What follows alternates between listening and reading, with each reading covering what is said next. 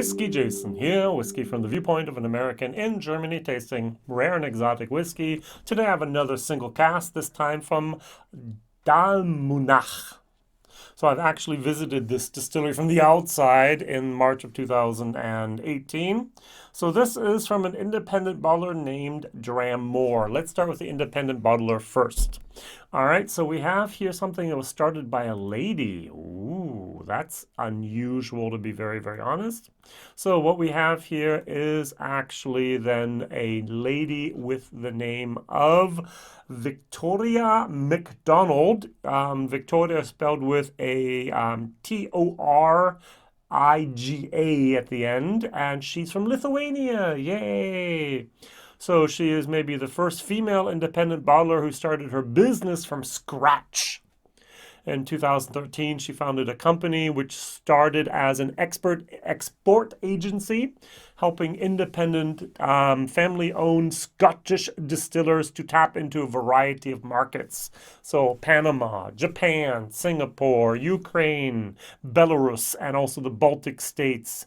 And whiskey brokers helping to develop independent distillery or whiskey labels, for both off-trade as well as on-trade. And this is basically the company that happened. Now, she did start this with her husband, Kenny. He is Scottish, and so they've had a long history of doing interesting things together. All right, very, very good. Now, moving over here to this gem of a bottle. I'm sorry, this gem of a distillery. Let's go for that word instead. All right, so if you want to have good information about Dalmunach, type in Dalmunach Whiskey and Wisdom. One of the best sites I've seen here at all. So if you ever do a quiz, maybe with Roy or someone else by Akvite, and they ask, what is the name of the new distillery now today on Imperial's property or on the imperial grounds and the land, and it's going to be Dalmunach. Or the other one, Dalmunach is a new distillery that Chevis brothers. Wow, slow down, Jason. Pinot Ricard, Chevis brothers, is the Scottish subsidiary, yeah, that's the word, of then Pinot Ricard, and they basically flattened, destroyed, removed the imperial distillery, left a couple warehouses on the side, and rebuilt this very, very modern distillery. So if I go back over here to this book, which I have the 2009, just because I like what they wrote about this in here. It says here, so we go back to Imperial. It came into the hands of DLC, which later became Diageo, and who owned it from 1916 to 2005. And when Chevis Brothers took over, it was out of production for about 60% of the time, so it produced less than 40%, when in 1998 it was mothballed. And the owners probably never planned to use it for distilling, again, as it was put up for sale to become available as residential flats. But soon after, it was withdrawn from the market, and in 2012, a decision was taken to tear down the old distillery and build a new. Demolition of the old distillery began in 2013, and by the end of that year, nothing was left except for the old warehouses.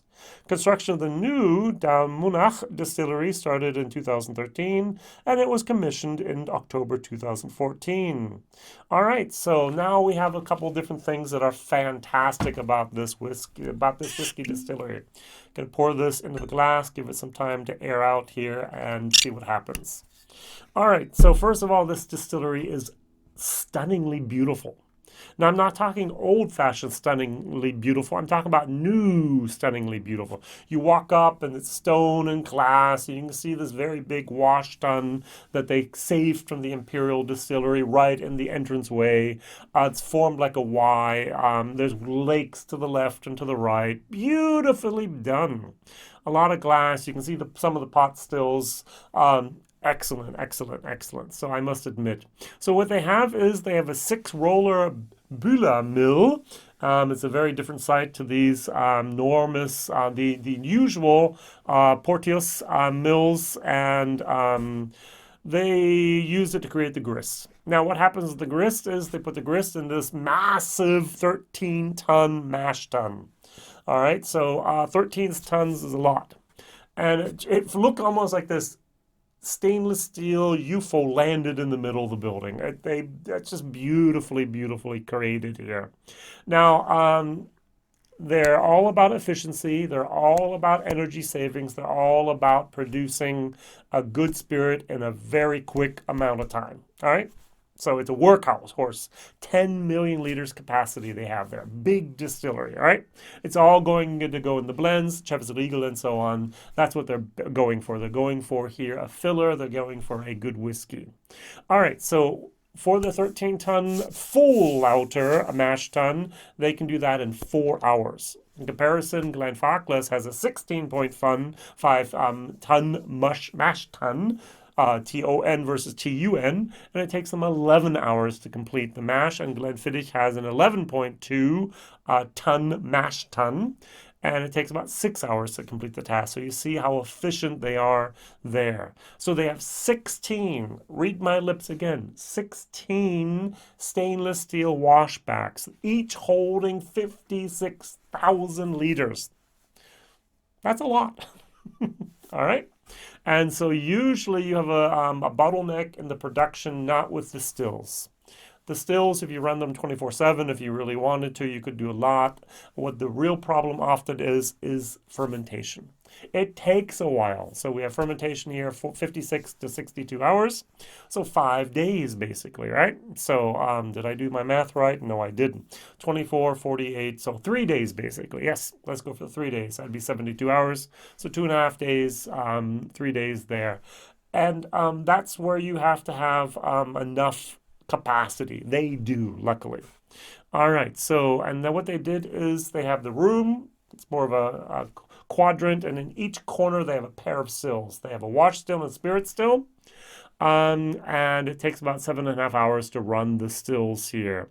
So the wash still is 28,000 liters. That's big, by the way. It's the largest on Speyside, a little bit more than Glenfarclas. Wow. And the spirit still is charged then to 18,000 liters. So they collect about 3,500 to 4,000 liters spirit at the end. That's not bad. Yeah, if you can imagine, you're going to have a 200-liter barrel that you're going to put that in there. So you can fill 20 barrels with one run, and they have 4 of those running simultaneously, pairs of stills that are doing that. Wow. So they've been in online now for a little bit longer than 5-6 years, basically. This is a 5-year-old product. So this was the vintage 2016. 2021 is when it was bottled. It is a single cask from a first fill ex-bourbon barrel, cask number 52. Ooh. 260 bottles, 57%, and over here in Germany, I'm paying €69.90 for this. Now, I've talked for, I don't know, what was it here, about 7.5 minutes about this beautiful, beautiful distillery and about this interesting independent bottler. This whiskey, though, is not really something that I'm going to go wow about. Why? Because of the nose and the taste. I get a lot. I'm at a distillery. I was at Maker's Mark. All right, so you go to Maker's Mark, and they have open mash tuns, and so you go in there, you can put your finger in there and do all that and so on, and it has a certain smell. It has this yeasty type of, malty type of, lightly type of going into that, that vinegar type of balsamico vinegar, and that's what I'm getting here. I'm getting a balsamico type of vinegar that I do not like in my whiskey. I was just mentioning Maker's Mark. I watched a video just a couple days ago about the process that Maker's Mark used to create their whiskey. Know everything, I thought. And then there was one little segment, 40-50 seconds, where they showed them emptying the barrels, knew that, and then refilling the barrels with water, letting them sit for another couple of weeks, and then emptying the water and using that water to cut the Maker's Mark whiskey down to proof. So you have the cask strength, you don't cut that, but the 45% you do. And they use that water alcohol mix to actually use that. So there's soaking out those barrels. Jim Beam has a devil's cut. I thought they used some type of a vacuum pressure to pull that whiskey out of the pores. I know many people over here in Germany that have distilleries, and they hate these Jim Beam barrels because they just don't give the flavor that they should. And now I'm wondering, is the same thing true for Maker's Mark? Because Maker's Mark goes over to the Freud. And if they're really, really sucking the last drop out of those barrels, that last bit of flavor as well, So they have the alcohol soluble and the water soluble moments that's been used basically twice. Not for alcohol, but twice it's been filled with something. So I'm not sure. All right, so hey, if you have any more information on that, write it down in the comments. That'd be very good. But actually, we're talking about the Dalmunach here, Whiskybase number 185723, 69 euros over here, 57%. I'm not going to compare it to anything today. Now, there is a lot of wood, and the whole time I think it's a very diluted, wheated bourbon. I'm not sure if there was a Maker's Mark cask used here or not, but my brain kind of goes, maybe. So, question of the day. Have you found any Dalmunach on any of your shelves lately? I found a Duncan Taylor Octave.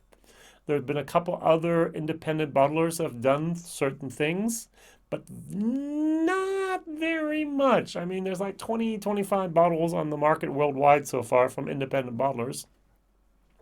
And I thought I saw someone put out, was it an official bottling, maybe even from Pernod Ricard with a 5-year-old age statement on there? I'm not sure.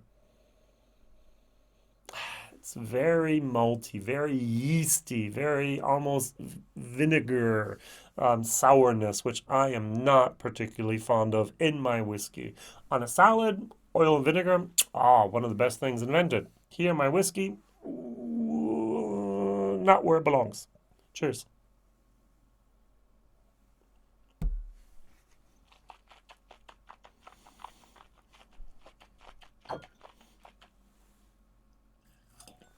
Now, the first thing I must mention, I have no problem whatsoever with the 57%. They did a great job of distilling, apparently. The alcohol is not the problem. The problem is the flavor profile. It is a very much a damp wood, that balsamico vinegar moment. Like a balsamico cream that you can put on the salad as well, going in that direction. It's kind of like a yeasty type of moment. If you've ever had, my grandmother and I, we made cinnamon buns. And if you eat the dough of the cinnamon buns before you bake it, that's the moment I'm getting here. It's a very doughy type of character. That's not really my cup of tea. I'm going to give this actually a D. I'm sorry for the taste here. Value for money. 70 euros for a 5-year-old whiskey. We're talking almost, 15 euros per year? A lot of money for this. I've diluted it down. I tried to hit about 45%.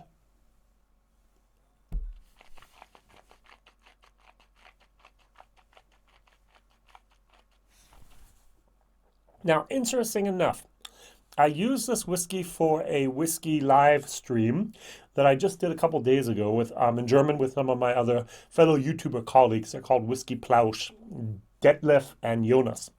And I gave them 3 different whiskeys, and we tried 3 different whiskeys. We had a Bruichladdich Wave first edition rarity. We had the bottle that I'm going to do next, Tomental, 15-year-old Zaltan cask finish. And we had this. They loved this. This was their favorite whiskey of the night. And this was my worst whiskey of the night. It just shows how different our opinions are, and how different our taste profiles are, how different our wheelhouses are, how we talk and taste at cross purposes and so on. With water, it does get a little bit better, but that vinegary type of balsamico type of moment is there. I could give it a C- with water and go, okay, but still the price is way too high. So, what other bottles have you found of Dalmunach out there? And if I may ask the second question, if you haven't found any, talking along the lines of the online Scotch Whisky Awards from Ralphie and from Roy by Aquavite, what is your favorite new distillery? This would be considered a favorite new distillery. No one nominated it. That was Nick Neen and Atnamochen and Waterford and a couple other interesting ones out there. Raze was not, didn't make to the final cut, and so on and so on. But what would be your favorite new distillery and why?